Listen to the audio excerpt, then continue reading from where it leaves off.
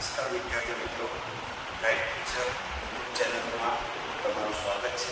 આજે આપણે ધોરણ 10નું ચેપ્ટર નંબર 2 એનું સ્વાધ્યાય 2.1 જેની અંદર આલેખના લગતા દાખલાઓ છે જે બોર્ડની પરીક્ષામાં 1 માર્ક્સની અંદર પૂછાય છે વિકલ્પ, જેમાં આપણે એના જે શૂન્ય જે છેદતા હોય એની સંખ્યા કરવી.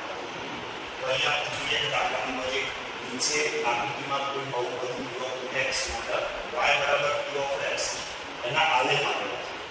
દરેક કિસ્સામાં p of x ના શૂન્યની સંખ્યા આપે છે.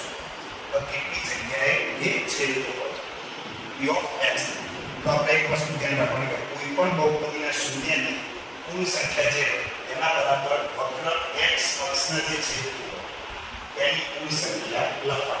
p of x આપણે એટલા માટે આપણે x અક્ષ ઉપર જે સંખ્યા રેખા છેદતી હોય એ આપણે ધ્યાન રાખવાનું. તો આપણે જોઈએ પહેલો દાખલો જે y અક્ષની ઉપર અહીંયા રેખા દોરેલી છે જે x અક્ષના એક પણ જગ્યાએ છેદતી નથી.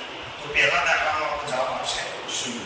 પછી આપણે જોઈએ તો બીજા દાખલાની અંદર તમને આકૃતિ આ રીતે દોરી આપી છે. તમે જુઓ y અક્ષથી x અક્ષને છેદે છે. અહીંયા x અક્ષ ઉપર છે અહીંયા જવાબ આવશે 1.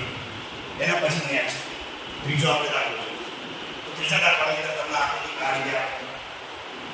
અહીંયા આપણે જોઈએ x અક્ષ પર એક વાર, બે વાર, ત્રણ વાર છે એનો જવાબ આવશે 3.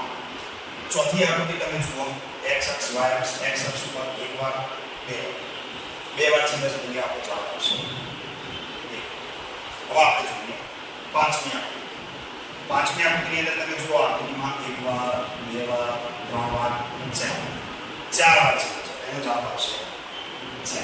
અને છેલ્લી આકૃતિ જેની અંદર તમે જુઓ એક વાર, બે વાર, ત્રણ વાર છે એટલે જવાબ આવશે 3. તો આ રીતની આકૃતિ પરીક્ષાની અંદર પૂછાય. અને જો પરીક્ષાની અંદર રકમની અંદર p of x આપેલું હોય તો આપણે x અક્ષ ઉપર જેટલી વાર રેખા છેદતી હોય એ જવાબ આપણે લખો. બરોબર છે. હવે આપણે મળીશું આવતા વિડીયોમાં, નેક્સ્ટ વિડીયોમાં સ્વાધ્યાય 2.2.